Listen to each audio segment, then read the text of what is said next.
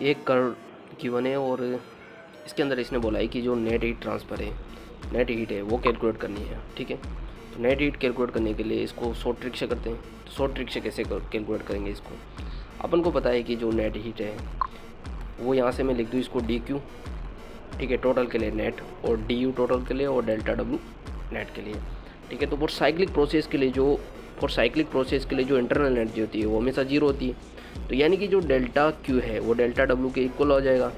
ठीक है, जब डेल्टा क्यू यानी कि नेट हीट इसने पूछा है तो मैं नेट हीट ना निकाल के यहाँ से वर्क डन निकाल दूँ, तो मेरे को पता है कि जो वर्क डन है वो कैसे मेरे लिए ईजी हो जाएगा काम, क्योंकि ऐसे टफ पड़ेगा, नहीं तो फिर चेंज ऑफ हीट डायरेक्ट निकालेंगे तो ये सारी कैलकुलेशंस करना पड़ेगा। इतनी सारी कैलकुलेशंस अगर चेंज ऑफ हीट से कैलकुलेट करने जाओगे तो नेट हीट ट्रांसफ़र के लिए मेरे को पता है कि दो, ये ऐसे भी यहाँ से ये कर्व और ये कर्व, तो स्लोप ऑफ एडियाबेटिक की ज़्यादा होती है, तो ये कर्व स्लोप एडियाबेटिक का हो जाएगा, ये आइसोथर्मल का, और यहाँ पे प्रेशर कांस्टेंट है तो ये आइसोबारिक का कर्व हो जाएगा।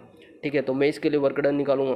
तो आइसोथर्मल के लिए सबको पता है कि कितना होता है 2.303 और आर टी लॉग V2/V1।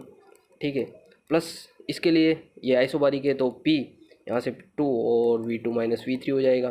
ठीक है, इस वाले कर्व के लिए एडियाबेटिक है तो इसके लिए कितना होता है गामा-1 और यहाँ पे P2 V3 minus P1 V1 हो जाएगा। ठीक है, बस तीनों को ऐड करके लिख देंगे, यहाँ से आंसर आ जाएगा, सिंपल।